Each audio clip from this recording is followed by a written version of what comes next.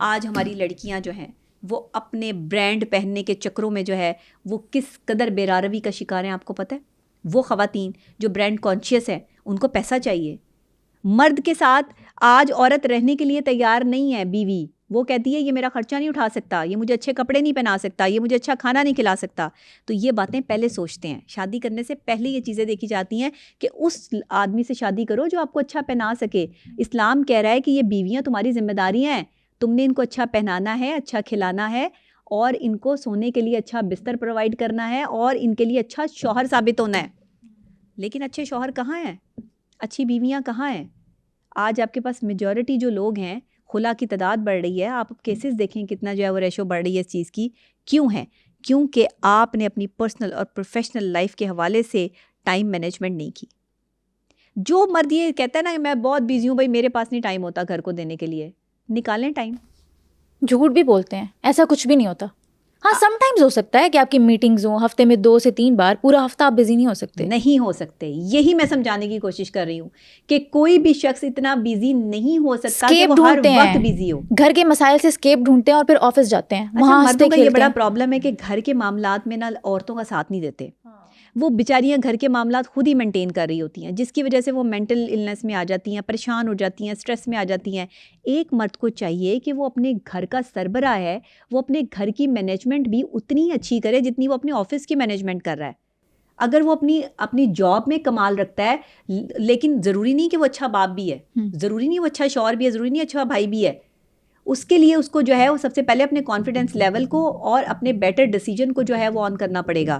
उसको टाइम पे better decision की तरफ जाना पड़ेगा, वरना उसकी लाइफ डिस्टर्ब हो जाएगी। ग्रोथ माइंडसेट है आपका। जब आप एक अपने माइंडसेट बना लेते हो ना कि बस मुझे काम ही करना है, बस मुझे पैसा ही कमाना है, बस कुछ भी हो जाए मुझे किसी लेवल तक जो है वो पहुंचना है, और इस पैसा कमाने के चक्कर में बेशक मेरी फैमिली निगलेक्ट होती है तो हो ऐसे जाए। पैसे का क्या करना है जिसमें रिलेशंस ही नहीं है। लेकिन लोग पैसा कमाने की वजह से अपनी फैमिली को निगलेक्ट करते हैं। उसकी सबसे बड़ी वजह यह है कि उनके लिए पहली जो प्रायोरिटी होती है, जो पहला उनका एक एलिमेंट होता है, जो पहली उनकी ख्वाहिश होती है, वो क्या होती है कि हमें पैसा कमाना है। अब पैसा कमाना मैटर नहीं है, पैसा कमाना जो है वो ज़रूरत तो है, लेकिन पैसा कमाना इतना ज़रूरी नहीं है कि आपकी फैमिली को आप निगलेक्ट कर दें।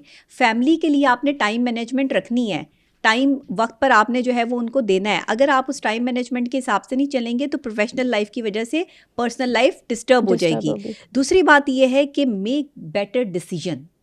हमेशा ज़िंदगी में जो प्रोफेशनल्स हैं ना, उनके बेटर डिसीजंस होने चाहिए। अगर आप अपनी फैमिली लाइफ को सिक्योर करना चाहते हैं तो जो प्रोफेशनल्स हैं उनको मैं हमेशा ये कहती हूँ कि बेटर डिसीजन की तरफ आया करें। आप जो है वो उसको बनाया करें। कुछ अगर आपके जहन में नहीं आ रहा, कोई ख्याल नहीं आ रहा कि भाई क्या हो सकता है, कैसे हम अपनी प्रोफेशनल लाइफ को पर्सनल लाइफ के साथ जो है वो कनेक्ट कर सकते हैं, तो सबसे बड़ी बात यह है कि देखिए हर वक्त कोई बिजी नहीं होता, कुछ ना कुछ वक्त आपके पास फ्री होता है। आप ट्रैवल कर रहे हैं, आपके लिए चाय का वक्त है, या आप थोड़ी देर के लिए जो है वो वैसे ही फ्री होके बैठे हैं, सुकून लिया आपने, मीटिंग से फ्री हुए हैं, कुछ वक्त अपनी फैमिली को लाजमी दें। उसमें से सारा दिन में से आप बड़ी आसानी से वक्त निकाल सकते हैं, कोई इतना बड़ा जो है वो इशू नहीं है। फिर दूसरी बात ये आती है कि देखें, जब एक इंसान कामयाब होता है ना अपनी प्रोफेशनल लाइफ में, होता है वो मेहनत कर रहा होता है। मेहनत से हर बंदा मुकाम हासिल करता है। ये लोगों को ऐसे लगता है कि जैसे अभी आए और छा गए ठा करके, ऐसे नहीं होता। पूरी की पूरे सालों की मेहनत होती है इंसान की। तो जब आप कभी किसी को जो है वो देखते हैं ना, तो उसको नीची नज़र से ना देखें, लेग पुलिंग ना करें। हाँ, नीची नज़र से ना देखें कि ये आपसे नीचे है। अगर आपको अल्लाह ने मुकाम दिया है तो ये आपकी काबिलियत का कमाल नहीं है, ये आप पे अल्लाह के फजल का कमाल है।